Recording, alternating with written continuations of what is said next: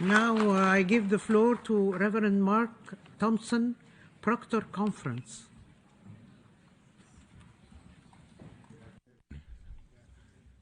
I speak today representing the Samuel Wood Proctor Conference and our General Secretary, the Reverend Dr. Ivor Carruthers, who was present. 60 years ago, at the founding of the OAU, the first African Liberation Day, Dr. Osagyefo Kwame Nkrumah said, "We must unite or perish, throwing off the yoke of colonialism." And it was equally matched by an intense effort on the part of imperialism to continue the exploitation of our resources by creating divisions among us. The greatest weapon we have is our unity, our Pan-Africanism.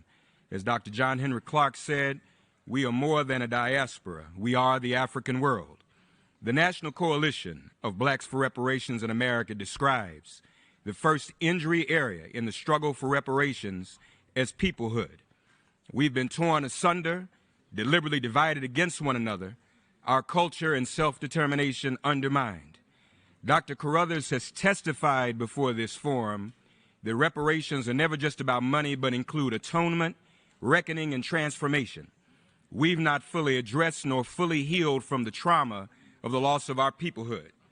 We must resist the current trend of operatives on social media, particularly on Elon Musk's Twitter, to incite arguments between one another and to divide us. We must resist this online counterintelligence. Such a threat our Pan-Africanism has been historically, that Marcus Garvey was deported after petitioning the League of Nations on behalf of the African world. Malcolm X was assassinated 2 weeks after he and Dr. King met and agreed to petition the United Nations on behalf of the African world.